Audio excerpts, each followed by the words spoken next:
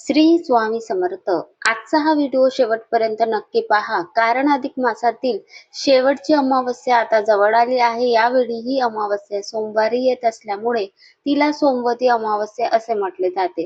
धार्मिक मान्यतेनुसार अधिक मासातील अमावस्या सोमवती अमावस्या आणि पितरांचे स्मरण यांचा हा अत्यंत शुभ योग मानला जातो. असे सांगितले जाते की या दिवशी जप, दान, दीपदान, नामस्मरण आणि सेवा अनेक पटीने फळ देतात. अमावस्या म्हणजे चंद्र पूर्णपणे दिसत नाही अशी तिथी. बाहेर अंधार असला तरी हा दिवस मनामध्ये भक्तीचा प्रकाश पेटवण्याचा दिवस मानला जातो. आपल्या जीवनातील अज्ञान, नकारात्मक विचार, राग, मत्सर आणि दुःख दूर करून ईश्वराच्या जवळ जाण्याची ही एक सुंदर संधी मानली जाते. म्हणूनच अनेक संत महात्मे अमावस्येच्या दिवशी जप, तप, दान आणि ईश्वर भक्ती करण्यास सांगतात. यंदाची अधिक मासातील शेवटची अमावस्या विशेष महत्वाची मानली जाते. अधिक मास हा भगवान श्री विष्णूंना समर्पित महिना मानला जातो. या महिन्यात केलेले जप, व्रत, दान, नामस्मरण आणि सेवा यांचे पुण्य विशेष फलदायी मानले जाते.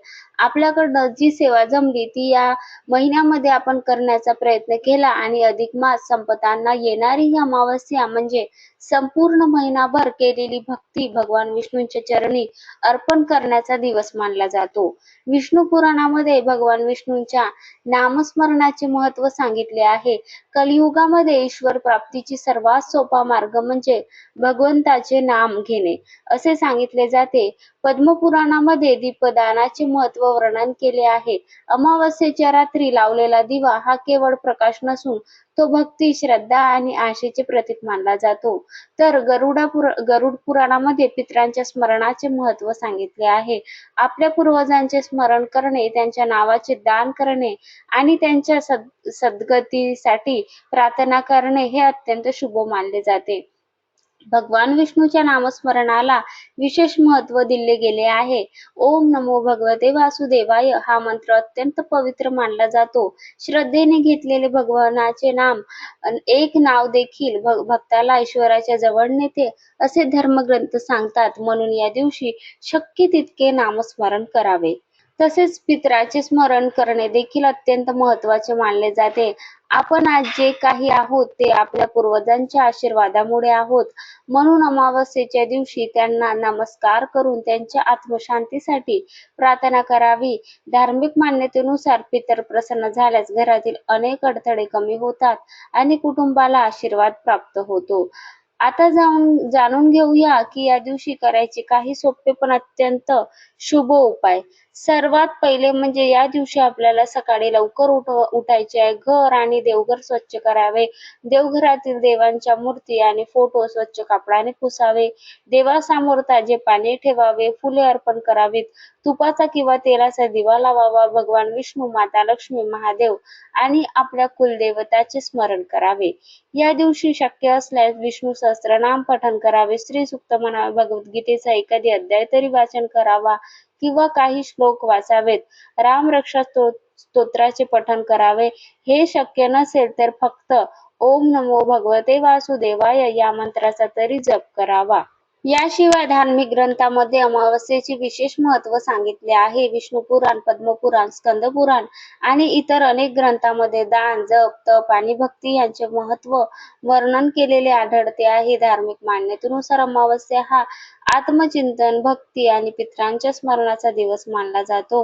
या दिवशी केलेले सर्व सत्कर्म अनेक पटीने फळ देणारे मानले जाते.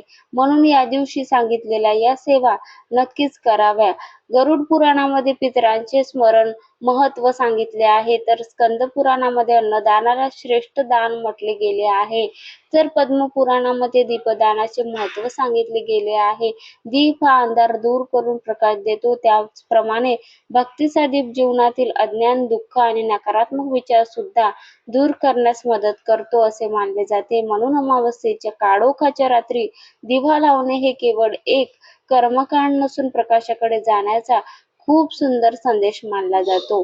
जर या दिवशी काही शक्य झाले नाही, जर 33 दिवे लावणे शक्य नसेल, तर 33 वाती एकत्र करून एक मोठी वात तयार करावी आणि ती एका दिव्यात ठेवून लावावी. हा दिवा देवघरात किंवा पिंपळाच्या झाडाजवळ लावावा. देव भावाचा भुकेला असतो, त्यामुळे मोठा उपाय किंवा छोटा उपाय यापेक्षा तो किती श्रद्धेने आपण करत आहे, केला आहे, हे अधिक महत्वाचे आहे. या दिवशी पिंपळाच्या झाडाला पाणी अर्पण करणे, झाडासमोर दिवा लावावा, भगवान विष्णू आणि माता लक्ष्मीचे स्मरण करावे. शक्य असल्यास झाडाभोवती 7 किंवा 11 प्रदक्षिणा घालाव्या. तर धार्मिक मान्यतेनुसार पिंपळ हे अत्यंत पवित्र झाड मानले जाते. अनेक ग्रंथांमध्ये पिंपळामध्ये ब्रह्मा, विष्णू आणि महेश यांचा वास असल्याचे सांगितले जाते. मुळांमध्ये ब्रह्मदेव, खोडामध्ये भगवान विष्णू आणि फांद्या पानांमध्ये भगवान महादेव यांचा वास मानला जातो. त्यामुळे पिंपळाची सेवा करणे म्हणजे त्रिदेवाचे स्मरण केल्यासारखे मानले जाते. अमावस्येच्या दिवशी 33 दिव्याचे दान करणे हे अत्यंत शुभ मानले जाते. धार्मिक मान्यतेनुसार 33 कोटी देवतांच्या स्मरणार्थ 33 दिवे लावले जातात. मातीचे दिवे असतील तर उत्तम, नसतील तर गव्हाच्या पिठाचे किंवा कणकेचे दिवे देखील तुम्ही बनवू शकता. प्रत्येक दिव्यात तेल किंवा तूप टाकून कापसाची वात ठेवावी आणि श्रद्धेने दिवे प्रज्वलित करावेत. आणि तेही शक्य नसल्यास, जसे की सांगितले, 33 दिवे लावणे शक्य नसेल तर 33 वाती एकत्र करून तसा सुद्धा दिवा लावू शकता. अमावस्येच्या दिवशी पितरांचे स्मरण करणे देखील अत्यंत महत्त्वाचे मानले जाते आहे. आपल्या आई वडिलांचे, आजी आजोबांचे तसेच सर्व पूर्वजांचे कृतज्ञतेने स्मरण करावे. त्यांच्या नावाने तुपाचा दिवा लावावा, त्यांच्या आत्मशांतीसाठी प्रार्थना करावी. धार्मिक मान्यतेनुसार या दिवशी केलेले जप, दान, दीपदान आणि सेवा यांचे पुण्य पितरांपर्यंत पोचते अशी श्रद्धा आहे. या दिवशी शक्तीनुसार अन्नदान सुद्धा करावे. गरिबांना अन्न द्यावे, पक्ष्यांना धान्य टाकावे, गाईला चारा द्यावा, कुत्र्याला भाकरी द्यावी, मुंग्यांना साखर आणि पीठ टाकावे, गरजूंना मदत करावी. आणि धार्मिक मान्यतेनुसार अशा प्रकारची सेवा आणि दानधर्म केल्याने पितर प्रसन्न नक्कीच होतात आणि त्यांचे आशीर्वाद मिळतात असे सांगितले जाते. जर तुम्ही पिठाचे दिवे बनवले असतील तर पूजा झाल्यानंतर ते वाया घालवू नयेत. त्यामधील वाती काढून ते दिवे गायीला खाऊ घालू शकतात. यामुळे दीपदानासोबत गोसेवा पुण्य देखील मिळते अशी श्रद्धा आहे. संध्याकाळच्या वेळी घरात तुपाचा किंवा तेलाचा दिवा लावावा. देवासमोर बसून काही वेळ शांतपणे नामस्मरण करावे. मोबाईल, टीव्ही बाजूला ठेवून पूर्णपणे देवभक्ती घालावी. या गोष्टीपासून दूर राहून काही क्षणाचे नामस्मरण देखील मनाला शांती, समाधान देतात. धार्मिक मान्यतेनुसार अधिक मासातील शेवटच्या अमावस्येच्या दिवशी केलेले दीपदान, नामस्मरण, दानधर्म, पितर सेवा आणि भगवान विष्णूंची भक्ती विशेष पुण्यदायी मानली जाते. म्हणून या दिवशी मनापासून प्रार्थना करावी, हे प्रभू माझ्या कुटुंबावर कृपा करा, घरातील दुःख, अडचणी, संकटे, कर्ज आणि भांडणे दूर करा, घरात सतत शांती, समाधान आणि समृद्धी नांदू द्या, सर्वांना उत्तम आरोग्य द्या, चांगले विचार द्या, योग्य मार्गावर चालण्याची बुद्धी द्या, आमच्या पितरांना सद्गती द्या आणि त्यांचे आशीर्वाद सदैव आमच्यावर राहू द्या.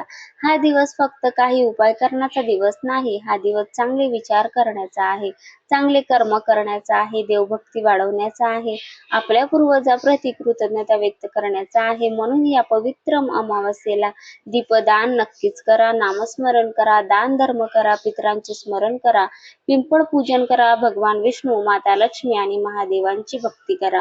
कुठेही जाणे शक्य झाले नाही तर आपण घरीच राहून दिवा लावू शकतो. श्रद्धा आणि भक्तीने केलेली ही छोटीशी सेवा देखील ईश्वरापर्यंत पोहोचते असे मानले जाते. मन शुद्ध असेल, भाव खरा असेल आणि भक्ती निस्वार्थ असेल तर देव नक्की प्रसन्न होतात अशी भक्तांची श्रद्धा आहे. भगवान विष्णू, माता लक्ष्मी, महादेव आपल्याच कुलदैवत आणि आपल्या पितरांचे आशीर्वाद तुमच्या संपूर्ण कुटुंबावर सदैव राहो.